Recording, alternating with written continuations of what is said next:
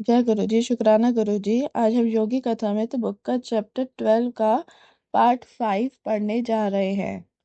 मेरे गुरु के अत्यंत स्पष्ट बोलने के कारण इस पृथ्वी पर उनके जीवन काल की बड़ी संख्या में उनके शिष्य तो नहीं बने, परंतु उनकी शिक्षाओं का अध्ययन और उनका अभ्यास करने वाले सच्चे शिष्यों की निरंतर बढ़ती संख्या के माध्यम से उनका ज्ञान आज भी विश्व में जीवित है।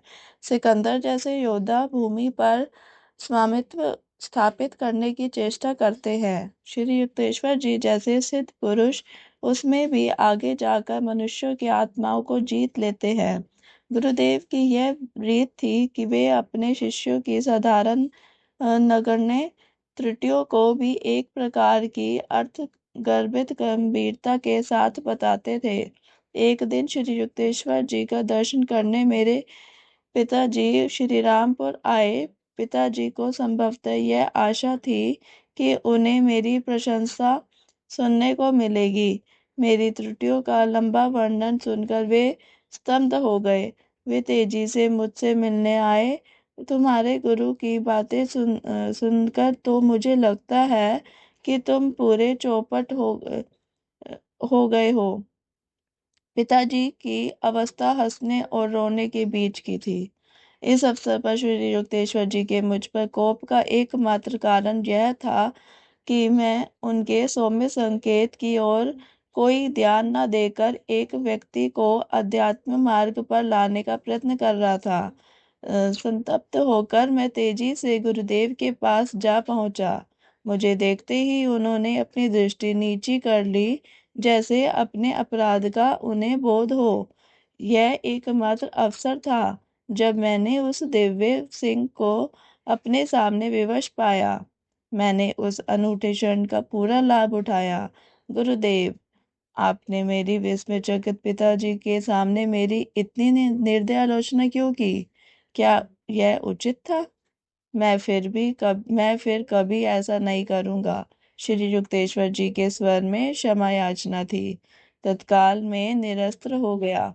उस महान पुरुष ने कितनी तत्परता से अपनी भूल स्वीकार कर ली। उसके बाद उन्होंने फिर कभी पिताजी की मन शांति को भंग नहीं की, परंतु जहाँ चाहे जब चाहे मेरी अच्छी खासी खबर लेना उन्होंने जारी रखा। श्री युक्तेश्वर जी के साथ नए शिष्य भी कई बार दूसरों की संगोपांग आलोचना करने लगते, जैसे गुरु के समान ही ज्ञानी निर्देश विवेक की मूर्तियां हों, परंतु जो आक्रमण करता है उसे अपने बचाव की भी पुरजोर व्यवस्था रखनी चाहिए। गुरुदेव ने जैसे ही उन पर छिंद्रान्वेषी शिष्यों पर अपने विश्लेषणात्मक तर्कश से कुछ एक तीर सब के सामने चला दिए, सबके सब रॉकेट के समान वहां से भाग निकले। उस भगोड़ पर प्रतिक्रिया उस भगोड़ों पर प्रतिक्रिया व्यक्त करते हुए श्री युक्तेश्वर जी विनोद पूर्वक कहते थे, आलोचना के हल्के से स्पर्श से भी बिदक जाने वाली संवेदनशील आंतरिक दुर्बलताएं शरीर के उन रोगग्रस्त अंगों के समान हैं जो जरा सा हाथ लगाने से ही झटका मारकर पीछे हट जाते हैं। अनेक शिष्यों के मन में गुरु के बारे में एक पूर्व निर्धारित कल्पना होती है, जिसके आधार पर वे गुरु के शब्दों और कार्यों को आंकते हैं।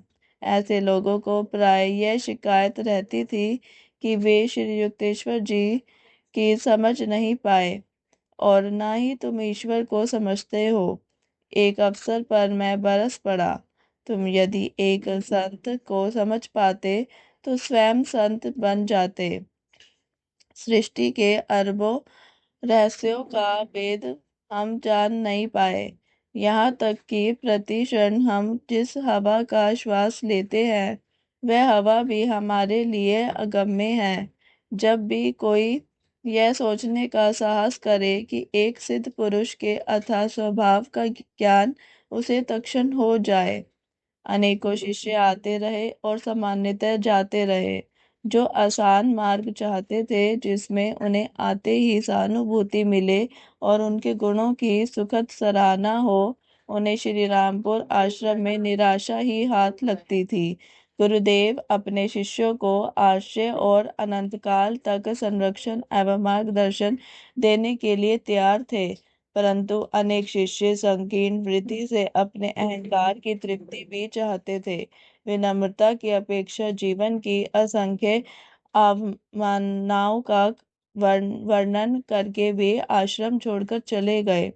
उनकी आध्यात्मिक रुग्णता के लिए श्री युक्तेश्वर जी की सूर्य के समान प्रखर ज्ञान किरणें उनके लिए दुस्सह थी। वे अपेक्षाकृत साधारण कोटि के किसी ऐसे गुरु को खोज निकालते जो उन्हें झूठी खुशामदी बातों की छाया प्रदान कर अज्ञान की अशांत निद्रा में सोने देता।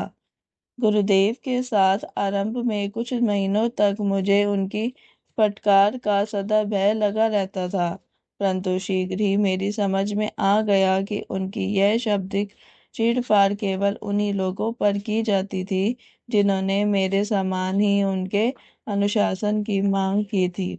यदि कोई मर्माहत शिष्य प्रतिवाद करता तो श्री युक्तेश्वर जी उसका तनिक भी बुरा न मानते हुए मौन हो जाते थे। उनके शब्दों में कभी भी क्रोध नहीं होता था, बल्कि ज्ञान की अलिप्तता होती थी। गुरुदेव की फटकारों की दिशा कभी अंगुत्वों की ओर नहीं होती थी। उनके दोष स्पष्ट प्रकट हो रहे हो तब भी उनके बारे में वे शायद ही कभी कुछ कहते, परंतु जो शिष्य उनसे शिक्षा प्राप्त करना चाहते थे उनके प्रति श्री युक्तेश्वर जी अपना उत्तरदायित्व गंभीरता से लेते थे। वे गुरु सचमुच बड़ा साहसी है जो अहंकारलित मानवता की अशुद्धियों से भरपूर कच्ची धातु को रूपांतरित करने का कार्य हाथ में लेता है। माया में किंकरते वे मूर्ण हुए संसार में लड़खड़ाते नेत्रहीन लोगों के प्रति करुणा में ही संत का साहस अधिष्ठ होता है। जब मैंने अपने आंतरिक रोष को छोड़ दिया तब मैंने देखा कि मुझे मिलने वाली प्रताड़नाओं में स्पष्ट कमी आई। अत्यंत सूक्ष्म प्रकार से गुरुदेव मेरे प्रति अपेक्षाकृत थोड़े नरम हो गए थे।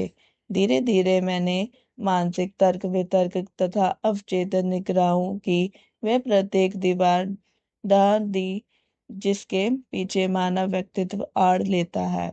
इसका पुरस्कार मुझे यह मिला कि अपने गुरु के साथ अनायास ही मेरा तालमेल बैठ गया। तभी मैंने जाना कि वे दूसरों पर विश्वास करते हैं, उनका ख्याल रखते हैं और मन ही मन प्रेम करते हैं, परंतु स्नेह का एक शब्द भी कभी उनके मुख से नहीं निकला। भावों को प्रकट करना उनके स्वभाव में नहीं था। मेरा अपना स्वभाव मुख्यतः भक्ति प्रवण है, पूर्ण ज्ञान की प्रतिमूर्ति, किंतु प्रत्यक्ष रूप से भक्ति शून्य दिखाई पड़ने वाले अपने गुरु को कठोर आध्यात्मिक गणित की भाषा में बातें करते देखकर मैं शुरू शुरू में व्याकुल हो उठता था, परंतु जो जो उनके स्वभाव के साथ मेरा तालमेल बैठता गया त्यों त्यों मैंने अनुभव किया कि ईश्वर के प्रति मेरी भक्ति में किसी प्रकार की कमी आने के बदले वृद्धि ही होती गई। आत्म साक्षात्कारी गुरु अपने विभिन्न शिष्यों का उनकी प्रकृतियों के झुकाव के अनुसार मार्गदर्शन करने में पूर्ण समर्थ होते हैं। श्री युक्तेश्वर जी के साथ मेरा संबंध कुछ ऐसा था कि उसमें शब्दों का प्रयोग बहुत कम होता था और फिर भी आंतरिक स्तर पर धारा प्रवाह संवाद चलता रहता था। प्राय मैं देखता कि मेरे विचारों पर उनके समर्थन की मूक छाप लग चुकी है, जिससे वाणी का कोई प्रयोजन ही नहीं रहता था। उनके चरणों में चुपचाप बैठा और मैं अनुभव करता कि उनकी असीम कृपा शांतिपूर्वक मेरे सारे अस्तित्व पर वर्षा कर रही है।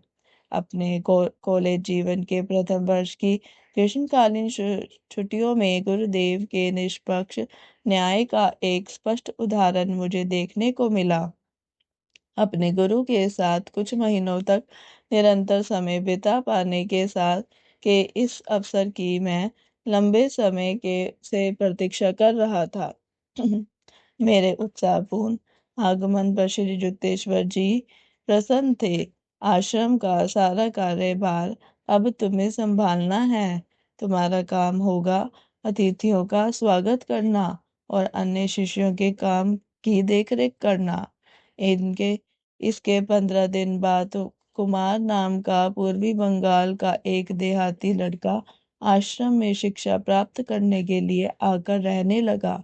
अत्यंत बुद्धिमान होने के कारण वह शीघ्र ही गुरुदेव का प्रेम पात्र बन गया। किसी अगम्य कारण से इस नए आश्रमवासी के प्रति श्री युक्तेश्वर जी ने अनालोचनात्मक रवैया भी अपनाया था। कुमार के आश्रम में प्रविष्ट होने के लगभग 1 माह बाद गुरुदेव ने मुझे आदेश दिया, मुकुंद, अब तुम्हारा कार्य कुमार संभाल लेगा। तुम अपना समय झाड़ू लगाने और खाना बनाने में लगाओ। नेता बनाए जाने से कुमार आश्रम में तानाशाही करने लगा। मूक मित्रों के रूप में अन्य शिष्य दैनिक परामर्श के लिए मेरे पास ही आते रहे। 3 सप्ताहों तक यही चलता रहा। फिर एक दिन मेरे कानों में कुमार और गुरुदेव के बीच चल रहा यह संवाद पड़ा, मुकुंद के कारण मेरे काम में दिक्कत हो रही है। कुमार कह रहा था, अपने आश्रम की देखभाल का काम मुझे सौंपा है, फिर भी अन्य सभी लोग उसी के पास जाते हैं और उसी का कहना मानते हैं। इसलिए मैंने उसे रसोई घर का और तुम्हें बैठक खाने का काम दिया, ताकि तुम्हारी समझ में यह आ सके कि एक योग्य नेता में सेवा करने का इच्छा होती है, अधिकार चलाने की नहीं। श्री युक्तेश्वर जी का कठोर स्वर कुमार के लिए बिल्कुल नया था। तुम्हें मुकुंद का पद चाहिए था, परंतु उसके योग्य बनकर तुम उस पद को संभाल नहीं सके। अब अपने पुराने पद पर रसोइये के सहायक के रूप में काम करो। गर्भहरण की इस घटना के बाद गुरुदेव ने पुनः कुमार के प्रति अस्वाभाविक तुष्टीकरण की नीति अपना ली। आकर्षण का रहस्य कौन समझ सकता है। कुमार में श्री युक्तेश्वर जी को एक सुंदर फुवारा नजर आ रहा था, परंतु ऐसा फुवारा जो अपने गुरबाइयों के लिए तो फुवारे नहीं छोड़ता था। यह नया लड़का स्पष्टतया गुरुदेव को सबसे प्रिय हो गया था, परंतु इससे मैं कभी हतोत्साहित नहीं हुआ। व्यक्ति व्यक्तित्व स्वभावगत विलक्षणताएं जो सिद्ध पुरुषों में भी होती हैं, जीवन के चित्र को विविध विविध रंगी बनाती है। छोटी छोटी बातों का मेरे मन पर प्रभाव नहीं पड़ता, यह मेरे स्वभाव में ही नहीं है। मैं श्री युक्तेश्वर जी से ब्रह्मा स्तुति की अपेक्षा कहीं अधिक महान लाभ पाने का आकांक्षी था। एक दिन कुमार ने अकारण ही मुझ पर विष उगल दिया। मैं आहत हुआ। तुम्हारा दिमाग घमंड से फटने की सीमा तक फूल गया है। आगे मैंने एक चेतावनी भी जोड़ दी, जो अंत प्रेरणा से मुझे लगा कि सच होकर रहेगी।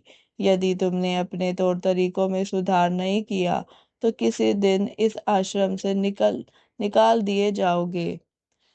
व्यंग्य की हंसी हंसते हुए कुमार ने मेरे शब्दों को दोहराते हुए गुरुदेव को सुनाया, जो उसी समय वहां आ पहुंचे थे।